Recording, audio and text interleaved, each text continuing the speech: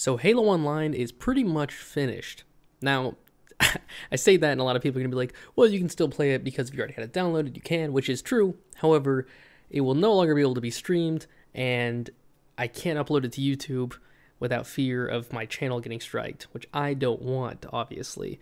I had to remove my video that I already had up on it for that fear of that happening, and I got banned for 24 hours on Twitch for streaming it, amongst a lot of other streamers got the same thing, which is also pretty unfair because we didn't know it was going to get removed, but it was only 24 hours. It's a temporary strike. I'm actually going out of town. I will be out of town. I am out of town when this video goes live, so it doesn't affect me too much, but kind of sucks. And yes, you can still play the game if you already had it downloaded. However, again, if you can't make content on it, how is the game really going to do anything? Because you can't watch it, you can't show any clips, all that thing, all those things makes it to where it really can't grow, and it's going to kind of, obviously it can't grow because you can't get new copies of it. They're removing all the download links. If you haven't heard, that's what's happening, and that kind of sucks. I was really enjoying the game, and a lot of people really enjoyed the game. It actually ended up being the 7th most watched game on Twitch at one point, which was insane because it's been so long since Halo has been anywhere near there. But I think there's some good things that come from this. You can see I currently have Halo 5 gameplay going, not the actual game itself, because again, I can't upload it. But I think the amount of interest that was shown from not even just the Halo community, but from people for working Halo Online on PC, it was incredible. It was a free to download game, so obviously a lot of people got it because of that. But then also it worked really well, and it was on PC, which is huge. Now, what people don't realize, well, I think people realize less nowadays, is that PC gaming is really the future. It should be the focal point for Halo's moving forward. And the reason I say that, now a lot of people play Xbox, I understand you're gonna freak out on me. Chill. I played the game with a controller, okay? I prefer to play with a controller because Halo was the first real game to prove that a console FPS could really work. Now, you can mention, of course, other console FPS existed, but that was Halo CE proved that to people, that you could have a really fluid working console FPS. That was awesome. So playing Halo with a controller just makes sense. Feels natural. It's the way it's supposed to be. You can play with the mouse and keyboard if you like, but I'm going to keep playing with a controller. So with that option, it's really no different than playing it on Xbox. The only difference is that way more people have PCs than they have Xboxes. Now, that wasn't the case back in the day.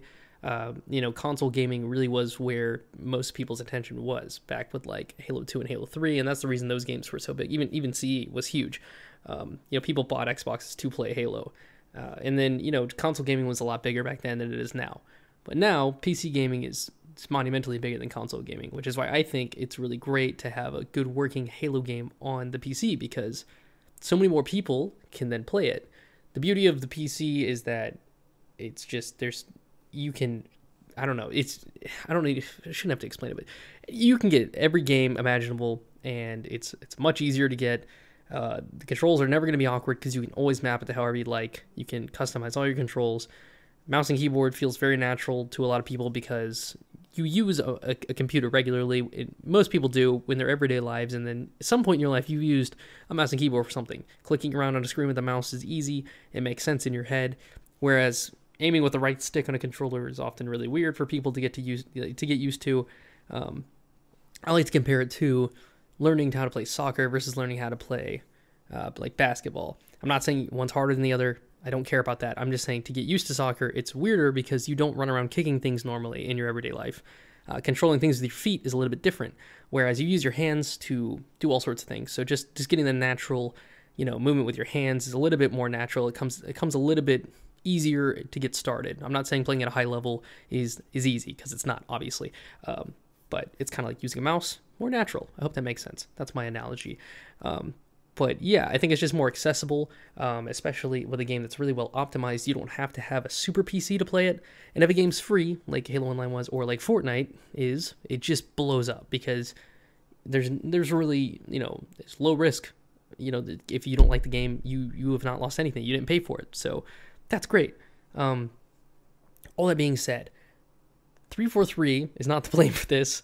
And it's hard to kind of get on to Microsoft for being this, I don't know, in my opinion, a lot of the hate's a little bit unwarranted. I mean, the stream ban thing, getting banned, I think is ridiculous, but everything else, totally understand. I mean, the El Dorito patch was essentially just a remake of Halo 3 with like a couple things different. That's Microsoft's intellectual property. You can't do that. Like, the reason why Installation 01, which is a fan-made Halo game that's in the works right now, is okay is because they've built it from the ground up with their own engine, all independent assets, so they are cool with that. But here, these are, this was originally a Microsoft-sanctioned project, and they just twisted it into their own thing, which worked really well, and it showed a lot of interest from people. So hopefully moving forward, we can, they'll take notes, and we'll get something like that that'll actually be proper, and we can, actually play it without threat of it going away.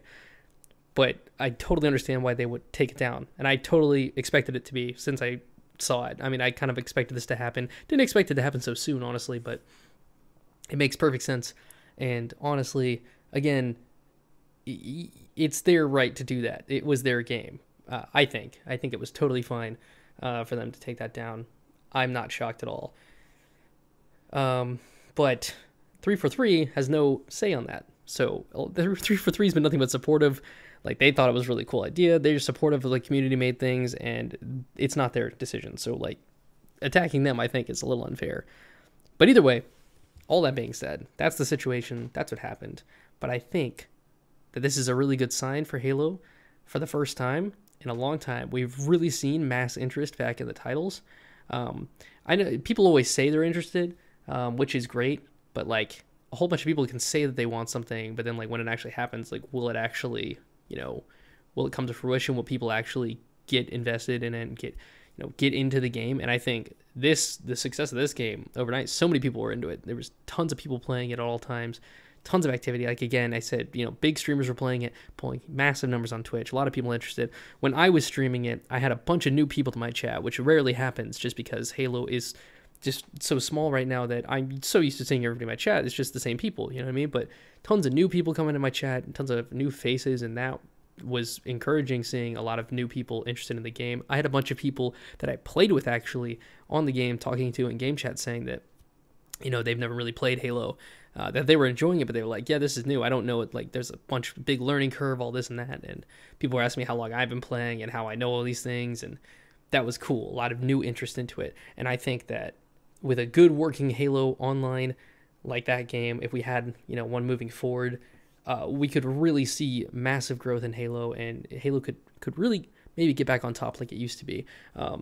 I had actually kind of given up hope on the inside that Halo would ever be as big as it used to be, but after seeing this, I think it's possible. I mean, obviously, I'm not that optimistic just because I don't know what's going to happen with new titles coming forward, but I think that the interest was there. I would love to see... I would just love to see something like that really come back, that we could continue to play and not have to worry about it getting removed. So that's what I think. That's my thoughts on the situation. Feel free to agree or disagree in the comment section below. I should be back soon. I'm out of town, like I said, when this is going up. I will try to continue to stream, the games that I do, which is PUBG and Halo 5 and all that stuff. But no more Halo Online. So that's that. Hope you guys enjoyed this video. If you did, make sure you leave a like, subscribe if you haven't already. I'll catch you guys in the next one.